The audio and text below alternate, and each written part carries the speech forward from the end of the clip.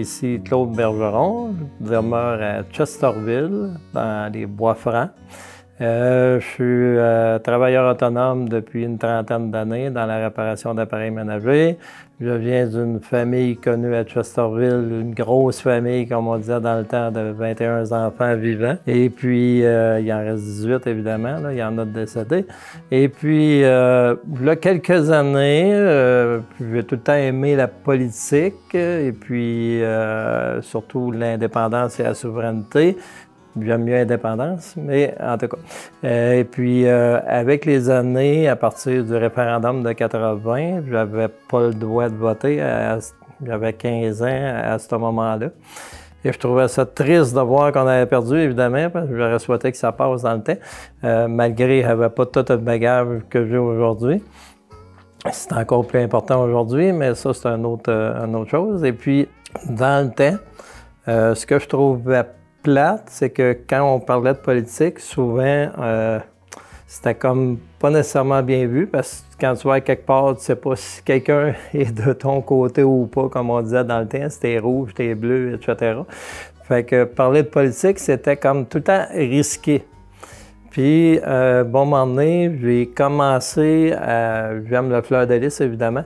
Et puis, j'ai dit, bon, on va ramasser des fleurs de lys, mais ça avait comme pas nécessairement de but précis en partant. Et ce que je m'ai aperçu à long terme, c'est que le monde, quand il me rencontrait, puis il voyait que j'avais un peu de fleurs de lys, ça ouvrait la discussion facilement, puis c'était pas... politisé, c'était juste « Ah, t'aimes ça, puis c'est beau, puis OK », ça restait comme bien superficiel, c'est très intéressant. Puis à ce moment-là, j'ai commencé avec les années à en ramasser un petit peu, à en accumuler, à en venir presque dérangeant parce que ça prenait de la place. Ma conjointe que j'ai aujourd'hui puis à l'époque, tu peux-tu mettre ça quelque part? Parce que à un moment donné, ça prend de la place, ça prend un volume à quelque part. Et puis là, je t'ai rendu à mettre ça dans un garage. Puis une couple d'années après, j'ai acheté un commerce. Et puis dans le commerce, il y avait une salle au deuxième étage. J'ai commencé à en accumuler un petit peu plus, je n'en ai passé. Et ça a continué, donc depuis 30 ans. Là, j'ai fait des salons de collectionneurs, j'ai fait différentes places, j'ai ramassé beaucoup dans différentes marchés aux puces, ventes de garage, etc. Et puis, je commence à en avoir un petit peu. Je dis ça, puis tout le monde me regarde en disant un petit peu, c'est beaucoup, là. Mais j'adore ça encore aujourd'hui, c'est une vraie... c'est une maladie. Est-ce que tu as une idée de combien de pièces que tu peux avoir ou tu as perdu le compte? J'ai perdu le compte. Je te dirais facilement une couple de 1000, là, parce que tu prends des épinglettes, ça prend pas beaucoup de place, mais c'est pas long, tu en as 40, 50 dans un petit pot. J'ai beaucoup de porte-clés, de choses assez petites comme ça, ou des porte-clés, des cuillères, des petites cuillères miniatures qu'il y a un peu partout. Plein de petites choses qui prennent pas beaucoup de place. Fait que ça, je les ai pas réellement comptées, mais je sais pas, tantôt quand tu es arrivé puis tu avais déjà vu ma collection il y a peut-être 4 ans ou 5 ans, tu as dit « Wow, il y en a plus que j'ai vu la dernière fois. » Fait que non, j'ai pas de décompte. Puis il y en a même qui m'ont déjà demandé il y en a-tu, qu'est-ce qui vaut le plus cher? C'est embêtant parce que j'ai des antiquités, j'ai des choses qui sont antiques, j'ai payé, oui, un brun, 2 bruns ou 3 bruns, ou même plus. Mais au total, ça pourrait être épeurant sur 30 ans ce que j'ai ramassé, là, mais il y a des affaires qui sont données aussi, fait que c'est pas tout acheté. Donc, j'en ai plein qui sont à aller de la cuillère. Je vais plus prendre les lettres alphabétiques de A à Z. J'essaie de ramasser des articles qui commencent par la lettre A, B, C, D, puis d'un fois, il y en a que je n'ai pas, puis je le sais que je ne l'ai pas. Comme un téléphone, bon, je ne l'ai pas. Mais là, je n'ai ramassé un, je ne l'ai pas encore. Il faut aller le chercher à Drummondville d'ici une semaine ou deux. J'ai trouvé ça sur Marketplace. Bon, je n'ai pas de téléphone. Fait que là, je vais en avoir un. Une croix, je n'en avais pas. Je l'ai ramassé une de 4-5 ans. Il y a plein d'autres choses. Un casque de de menuisier, de travailler sur la construction. J'avais eu presque envie d'enlever ça sur la tête d'un gars qui travaillait à la commission scolaire à Victo.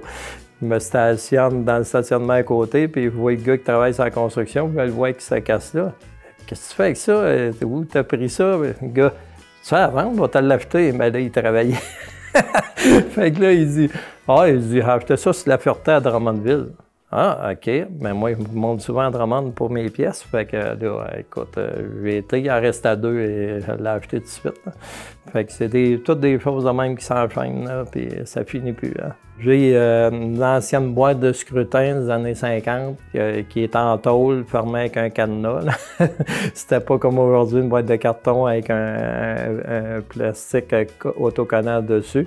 J'ai le disque, c'est Diane Dufresne, c'était connu dans le temps. Diane Dufresne avec le fameux fleur de lys qu'elle a dessus, elle, en body painting. J'en dirai pas plus, venez le voir, je l'ai le 10 dans ma collection. Évidemment, casse de construction, des miroirs. J'ai quelques articles de Jérôme Grenier, qui est sculpteur connu dans notre région, et un ami aussi en même temps. Donc, même ma blonde m'a emmené à s'amuser. Je ne l'ai pas ici, parce que je n'ai pas tout ici. J'en ai quelque peu à la maison. Et à la maison, je suis limité, là, j'en ai un petit peu. Mais j'ai un grand miroir que Jérôme m'a fait là, avec un beau fleur de lys et tout ça. Il est très, très beau. J'ai tout, un avion. J'ai... ça, je trouve ça drôle. J'ai trouvé ça dans une maison à Saint-Norbert d'Arthabasca. Je n'allais même pas là pour acheter quelque chose. J'allais pour me promener. Puis, c'est un vieux château qu'il y avait à Saint-Norbert dans le côte. Là. Puis, en faisant le tour, la maison était un petit peu délabrée. Puis, en tout cas, puis, je vois, il va te le montrer tantôt. Ça vient du référendum, certainement, là, parce que c'est un combat entre un monsieur québécois puis un Canadien, puis qui font de la boxe, puis c'est un genre de ventilateur à vent. En tout cas, c'est assez drôle. C'est fait maison. Là. Ça, j'aime beaucoup l'art déco. C'est de quoi que quelqu'un a fait de ses mains. Très intéressant. Ça j'aime ça. Est-ce que tu as déjà pensé à peut-être collectionner autre chose ou c'est vraiment les fleurs de lys, c'est pour la vie? Bien, au point de vue des collections, c'est sûr qu'on dit tout le temps un collectionneur, un vrai collectionneur, il y a rarement juste une collection. Moi, j'ai moins cette flamme-là présentement, mais j'ai eu à un certain moment tout ce qui est radio antique à lampe. J'en ai une quarantaine ici dans mes garde-robes. Mais c'est toutes des petites. Je ne suis pas fort sur les gros meubles là, de radio qu'il y avait anciennement, là, parce qu'il y avait des meubles, là, ça prenait beaucoup de place. Moi, je me limitais aux petites radios quand même compactes. Je vais même prêter, m'emmener à l'école Pidis, là, il y avait une exposition de radio antique, justement. Là, il m'a demandé, parce que je connaissais quelqu'un, puis « Ah, toi, t'en as, peux-tu nous en passer? » Je n'ai passé. Ça, j'ai ça comme... Un peu, mais le fleur de lys, il est au top. Mais j'aime ça des fois ramasser pareil, mais c'est surtout ça, là, c'est ma grosse bulle là, présentement. Est-ce qu'on est déjà rendu à parler de ton expo en juillet? Oui, chaque année, ça c'est... À partir de 2018, même je pense que c'est pas la première année après, c'est peut-être 2020. Il y a une madame qui est venue faire un reportage par rapport à ma collection du Journal de Montréal. Et puis elle, à un moment donné, elle a dit tu fais quoi avec ça? Il n'y a personne qui voit ça, tu as ça de café chez vous, mais c'est pas accessible à personne. Puis là, bien vu, j'ai perdu du monde par rapport au cancer, puis des amis aussi. Là, je dit ça serait comme le fun de faire visiter ma collection, puis que le monde paye un petit... Je ne voulais pas charger un prix de fou non plus, puis que ça soit le plus accessible. Je ne fais pas payer les enfants en bas de 12 ans. C'est ça, c'est 2 piastres par personne. C'est une fin de semaine que je fais. Et puis, à ce moment-là, c'est tout le temps la journée de la fête du déménagement. Et plus la journée avant ou après, là, normalement, c'est 2 jours. Et puis, jusqu'à l'année passée, au total, j'ai remis à peu près 2000 là, environ là, pour le cancer. Et puis, c'est le fun parce que le monde vient, pour le cancer. Moi, ils viennent voir ma collection. Puis en même temps, des fois, je suis étonné de voir les réactions du monde. Et je pense qu'ils viennent, puis ils se disent, je vais venir pour 5-10 minutes, puis je m'en retourne. Là. Mais j'ai eu une madame, puis un monsieur l'année passée qui a resté minimum une grosse heure. Là. Il n'arrêtait pas de faire le tour, puis il repassait, puis j'avais pas vu ça tantôt, puis il repassait, puis en tout cas, ils ont aimé ça. Là. Donc, je vous invite cordialement à Chesterville, au 555 de l'Accueil, le lundi 30 juin et le mardi 1er juillet de 10h le matin à 4h l'après-midi.